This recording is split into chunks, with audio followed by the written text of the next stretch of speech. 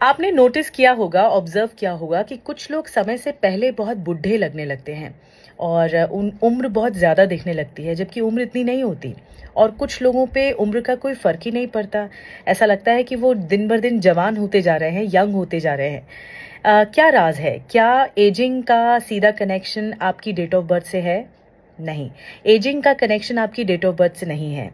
Ageing का connection आपके body के सेल्स से है, क्योंकि सेल्स में साइंस कहता है, और इसे बहुत अच्छी तरह समझाया डॉक्टर एलिजाबेथ ब्लैकबर्न ने, जो कि नोबेल प्राइज़ विनर भी रही हैं 2009 में मेडिसिन के लिए। उन्होंने एक चीज़ डिस्कवर की कि एजिंग का कनेक्शन सेल से है। अब देखिए, हमारी बॉडी में ना millions and trillions of cells हैं, लेकिन सेल्स का एक प्रोटेक्टिव गार्ड होता है, और जिसका टर्म होता है टेलोमियर्स। TELOMERES, telomeres. ये टेलोमेयर कैसे होता है? ये एक तरह से कैप की तरह होता है डीएनए पर। और वो कैप क्या होता है? आप जब जब सेल्स जो हैं, विभाजन होता है उसका, डिस्ट्रीब्यूट होते हैं या फिर अलग अलग फॉर्म में सामने आते हैं, तो वो जो टेलोमियर्स हैं वो कैप की तरह होता है।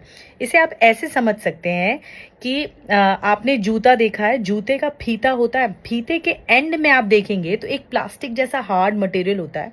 अगर वो नहीं रहेगा तो जो लेस है उसके रेशे निकलने शुरू हो जाएंगे, लॉक नहीं होगा।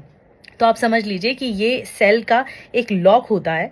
और टेलोमेयर्स, अब क्या होता है जब सेल डिस्ट्रीब्यूट होते हैं या उनका विभाजन होता है, तो ये टेलोमेयर्स की जो उम्र है वो छोटे होते चले जाते हैं, उसकी हाइट छोटी होती चली जाती है। लेकिन इनमें एक काबिलियत होती है कि वो अपने आप को रीबिल्ड करते हैं, कि अगर आप हैप्पी हैं, अगर आप सेटिस्फाइड हैं, अगर आप पॉजिटिव थिंकर हैं, तो आपके ये जो टेलोमेयर्स हैं, जो एक पार्ट होता है आपके डीएनए का, वो अपने आप को रीबिल्ड करता है। लेकिन जो टेलोमेयर्स अपने आप को रीबिल्ड नहीं कर सकते, डॉक्टर एलिजाबेथ ने कई पे रिसर्च किया, उनमें पता लगा कि जिन लोगों में टेंशन, एंजाइटी, नर्वसनेस ज़्यादा रहा, उनके टेलोमेयर्स दिन ब दिन घटते चले गए, और फिर वो रीबिल्ड नहीं हुए, घटते चले गए, और इस लेवल पे घट गए कि वो पूरी तरह से डेड हो गए अंदर सेल्स। और जो लोग हैप्पी रहे, जो लोग पॉजिटिव थिंकर रहे, जिनका माइंडसेट अच्छा रहा, जो एवरेज हफ्ते में 7 दिन होते हैं, एवरेज 5 दिन अच्छी थिंकिंग रखते हैं, उनका टेलोमेयर्स पता है रीबिल्ड होना शुरू हुआ, रीस्ट्रक्चर होना शुरू हुआ।